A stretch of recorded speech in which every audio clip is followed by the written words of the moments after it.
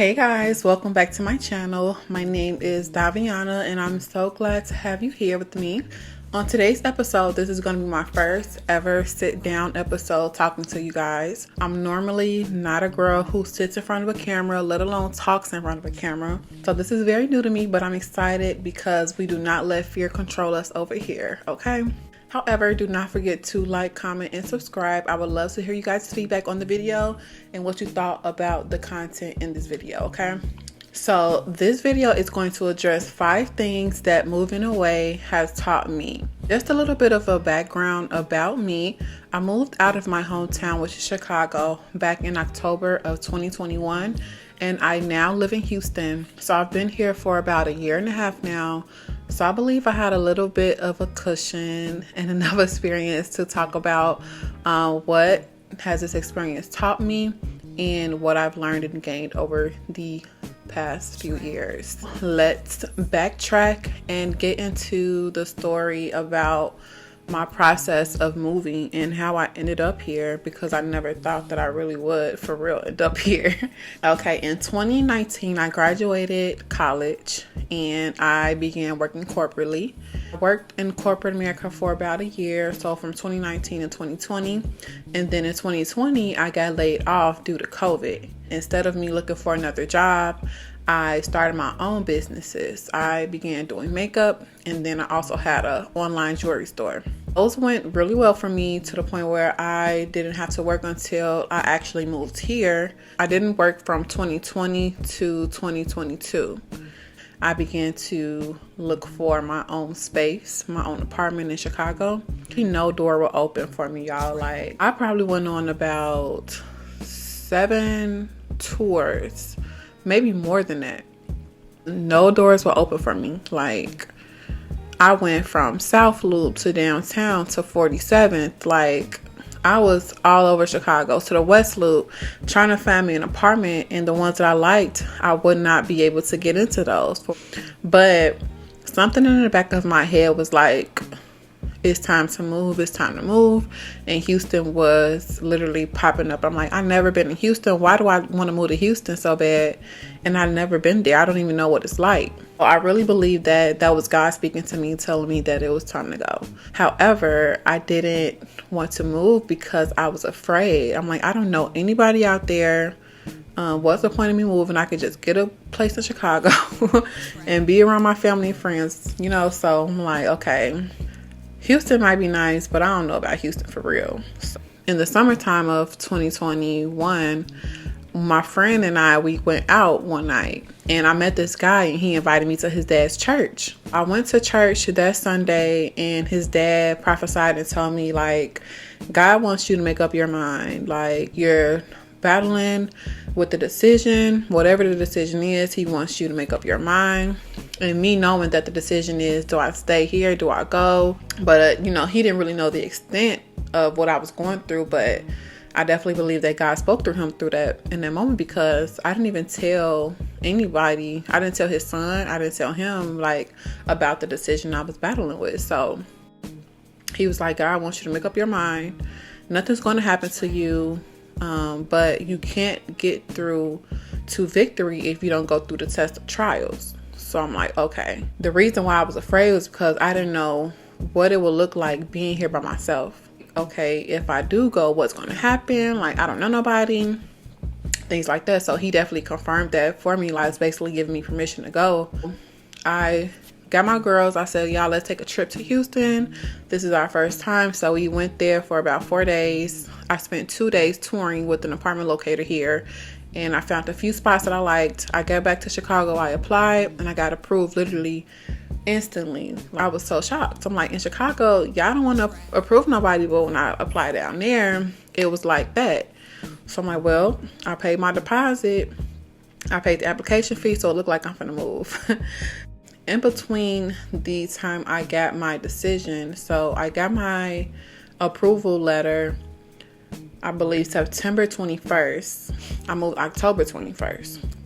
Crazy, because when I was in Houston one morning and I was just crying because I was just so afraid. I'm like, oh my God, what am I going to do here by myself? I have no business here. Like, I do makeup. I don't have no clientele here. I don't even know nothing about no job market here, but I'm not going to be disobedient, you know? So my friends assured me, like, you're going to be okay. You're going to be good. Just step out on faith, basically. So I spent a month of basically just nagging that guy, like, are you sure? Are you sure? Are you sure? So he kept confirming it to me. I'm going to show you guys on the screen of all the confirmations that I've got, especially Joshua 1:9, which says, have I not commanded you, be strong and courageous, for your God is with you wherever you go. So I saw that again and again and again, and that was just assurance that, you know, whatever season I'm stepping into, I'm not alone.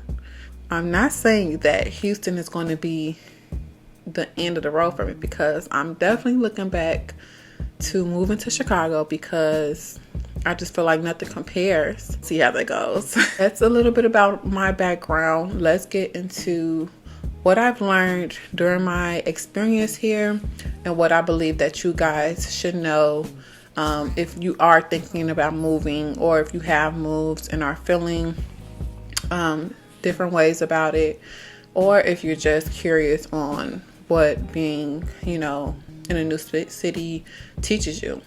Number one is isolation is necessary for growth. Being in a familiar environment may make it hard to identify normal behaviors that you have that are detrimental to your growth. Once you change your environment is when you'll be able to identify that your normal behaviors stunt your progress or your personal development. For example, say you're in a relationship with somebody, a relationship is aggressive, it's toxic, and then once you get out of that relationship and you get to know somebody that isn't like that, once you guys have this agreement, your automatic reaction is to be aggressive and you want to bicker, but that person's response is constructive and progressive. So you'll be able to see, like, okay, why do I feel like I have to be on defense mode all the time? But you don't, because that was a behavior that you was used to in your last environment or your last relationship. Once you step out into new environments that you're not used to is when you'll be able to see and identify that, hey, that's not normal. That actually does nothing for me. So let me improve that. Also, when you have influence from family or friends and you isolate yourself from that, all of your decisions become autonomous. And for me, I began to make more intentional decisions. When I wake up in the morning, this is what my routine is, because this is the path that I want to go down in life, versus you have influences from friends or family telling you you should do this or that, and it does nothing for your personal growth, or is nothing that you see for yourself in the future. Now, I will say that although isolation is good for your growth, you will have feelings of loneliness. And I've definitely had those feelings, and I still have those feelings of loneliness. But it's all about your perspective. I personally had to rewire my brain to see being alone with being at peace, because I am not really dating. I don't have a ton of friends, nor am I around like my family or anything like that. But not saying that brings chaos, but you don't really have a lot going on as far as like socially. So I just say, like, see it as peace. And that's for me personally. Other people may see it as other things, but also be conscious of where your mind goes in that.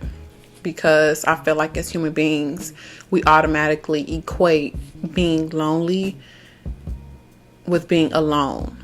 And being alone does not always mean that you are lonely. You are taking time for yourself, identifying what you like, what you dislike, and just overall just getting to know you. For me, also, it was getting to know God and what the plan is that God has for my life. Identifying different triggers, different toxic behaviors that I have, and things like that, and learn to grow from it. I definitely say see isolation as an opportunity for growth, for personal development, and also healing.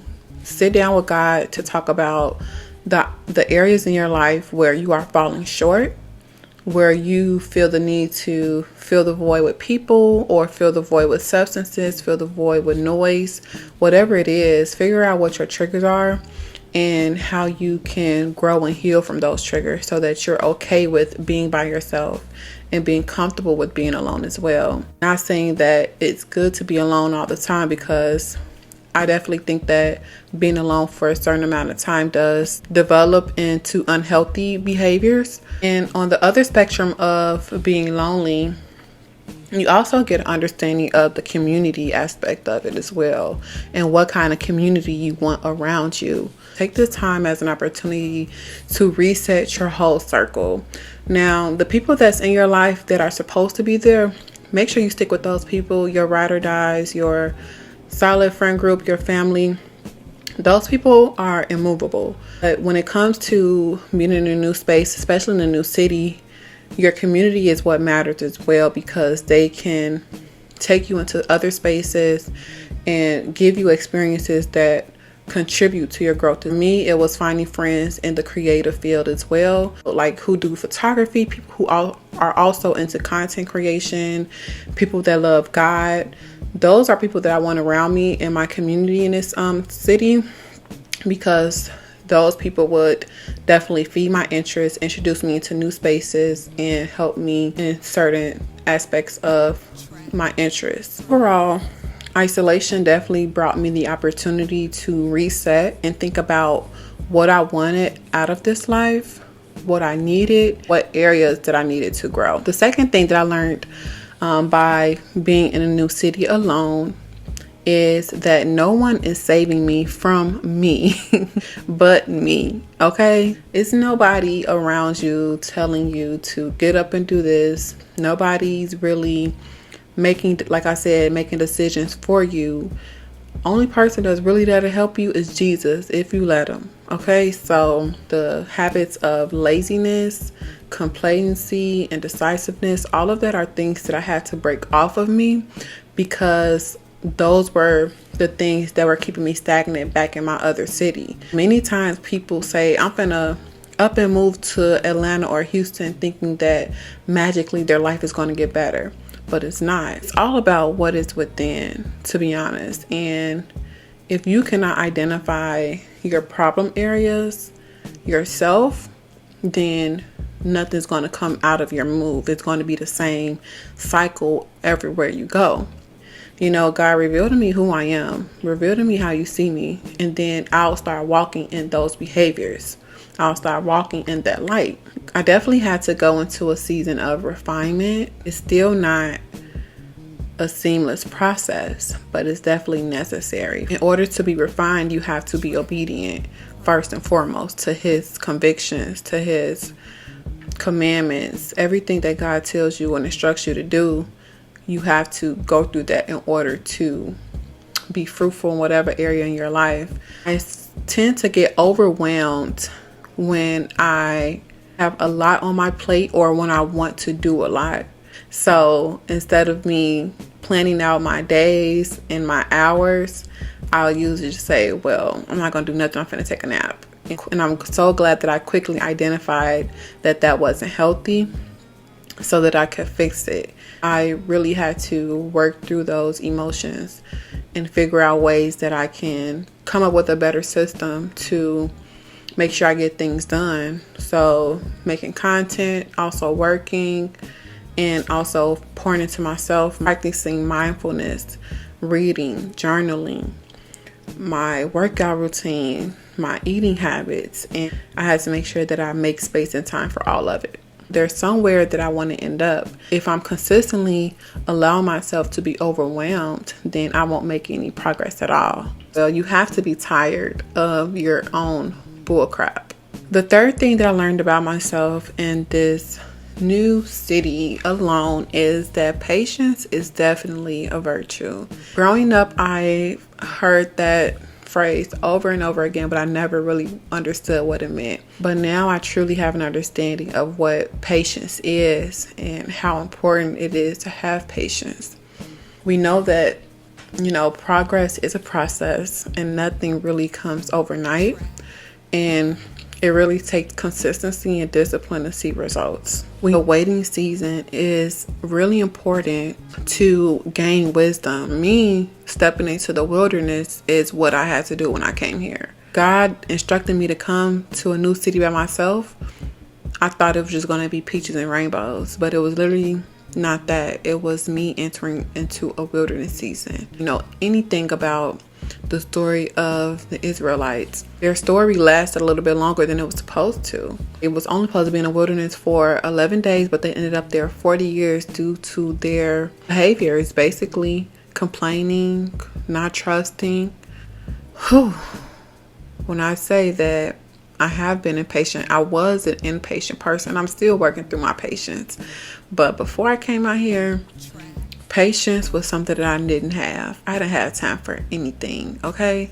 But I'm so grateful that I'm learning to have patience, to sit still and wait, because everything will happen at its appointed time, okay? So we have to learn to wait with calm perseverance. For example, if someone wants to be a singer, for example, writing these songs, they're putting their music out there and they're not seeing results, or they're not seeing fruit come from it. If they put out that 30th song and that song goes viral and that person gets a record deal from that song, they were still making music between that time of signing to a label and making their first song. They had a whole few years of equipping themselves, gaining wisdom, gaining knowledge, putting out music, improving their voice. Whatever it is that you're trying to do, you have to continue to work at it. That's what calm perseverance is. It means that as long as we're working toward what we want and we're consistently working with faith, then at the right time, God will bring that breakthrough, that whatever it is that you're working for will happen. Number 4, location switch does not matter if you are not ready internally. This draws back to number 2, when I say you have to be tired of your own bull. You have to make the decision internally to want change for yourself, to want a better life for yourself, to want better results for yourself. You don't want to have the same life in a different city. You want to have a new life in a different city. So if you fail to change your habits, fail to identify what it is within yourself that's triggering you to move away in the first place, then nothing will happen from it. You'll just be going through the same thing. You'll be walking around the same mountain over and over again.